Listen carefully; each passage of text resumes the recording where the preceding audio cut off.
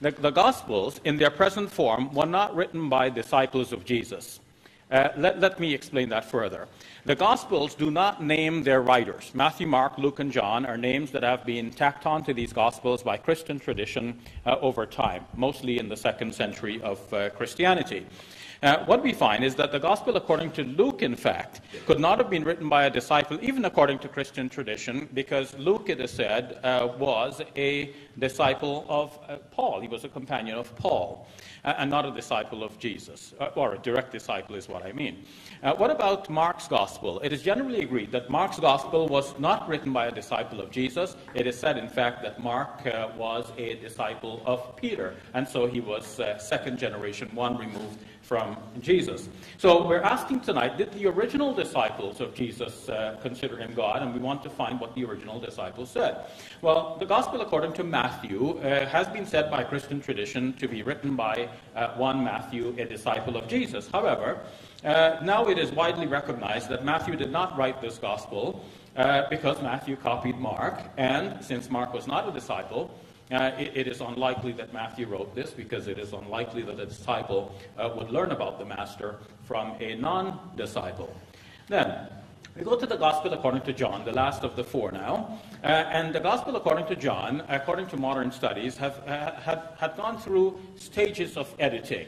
Some say 5 stages of editing, but according to Raymond Brown, but I'll narrow this down to 3 for simplicity and for shortness of time. The first stage, we have an original disciple of Jesus, said to be John, son of Zebedee, who preached what he remembered about Jesus. But the decades will pass, and there comes, in stage 2, a disciple of the disciple who himself took what John, the son of Zebedee, preached, and he preached that further. Now, you know how it is in church sermons or mosque khutbahs. When somebody quotes a text of Scripture and then expounds upon it, sometimes you can get lost between where the Scripture stops and the explanation continues.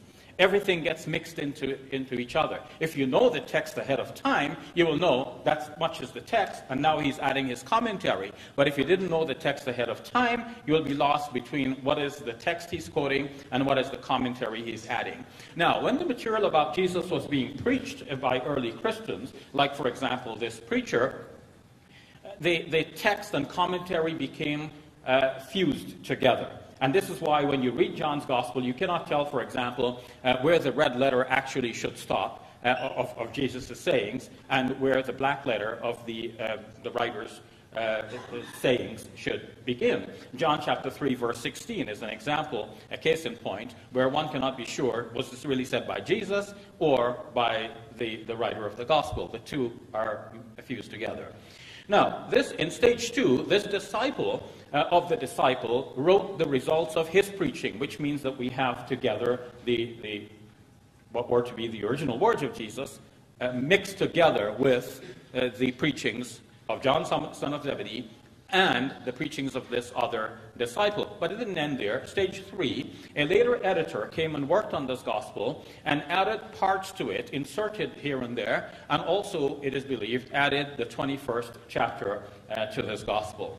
So, where does that take us? Conclusion, we've looked at Matthew, Mark, Luke, and John, and we've seen that none of them can commend themselves to us in their present form as having been written by a disciple of Jesus. So when we want to know, did the original disciples consider Jesus to be God, we would like to have, yes, James was right, let's get the documentary evidence. Let's put our hands on what the original disciples actually wrote, and let's find out what they actually said.